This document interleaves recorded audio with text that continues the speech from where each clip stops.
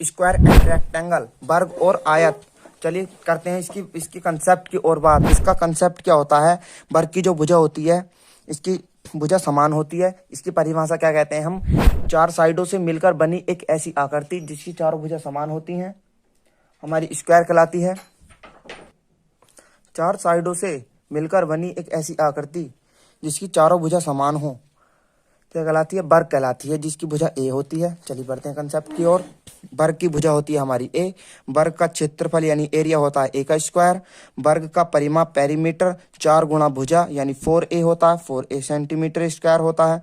और इसका होता है वर्ग का विकर्ण, डायगोनल। डायगोनल होता है जो स्क्वायर को बराबर दो भागों में काटता है, बीच में से जो वर्ग को बीच में से दो बराबर भागों में काटता है या बांटता है, इस तरह इसको बोलते हैं हम वर्ग का परिमाप यानी डायगोनल, विकर्ण।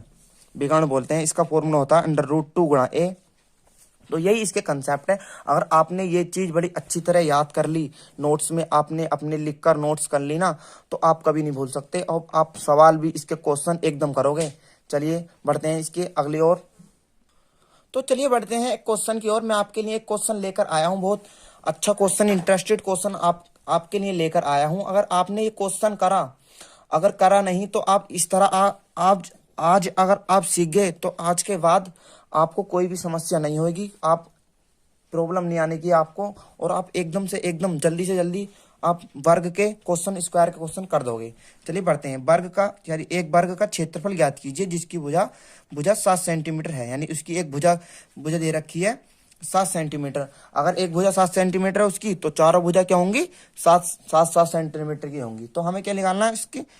इसका क्षेत्रफल ज्ञात निकालना है, यानी वर्ग का क्षेत्रफल, एरिया ऑफ स्क्वायर।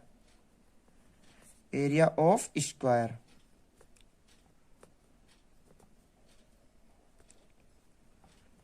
स्क्वायर क्या होता है भाई? क्षेत्रफल क्या होता है?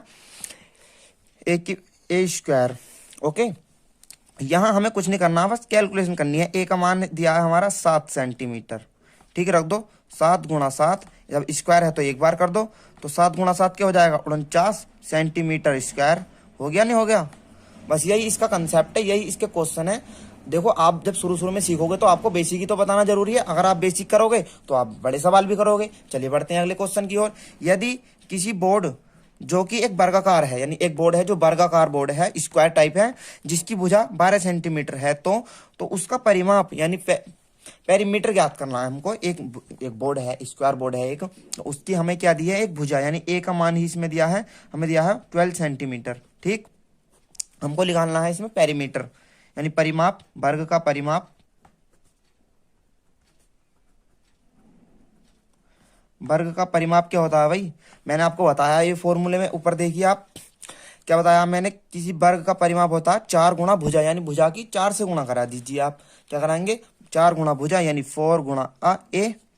तो 4 गुणा ए का मान कितना दिया हमारा? 12, तो 12 सेंटीमीटर। अब करिए आप, 12 चौक 48 सेंटीमीटर स्क्वायर। ओके, यही इसका कंसेप्ट है। आपको स्क्वायर में कोई भी दिक्कत नहीं होगी। देखो, आपके लिए मैं एक क्लास, देखो यहाँ तो मैं आपको कंसेप्ट बता रहा हूँ, एक क्लास ऐसी लेकर आऊंगा कि आपको स्क्वायर एंड रेक्टेंगल की प्रैक्टिस कराऊंगा। उसमें आपको एक दिक्कत नहीं आएगी और आप खुद से खुद क्वेश्चन करोगे। उसमें एक ऐसी क्लास मैं आपके लिए कराने वाला हूँ, इससे अगले ही। चलिए बढ़ते हैं रेक्टेंगल की ओर।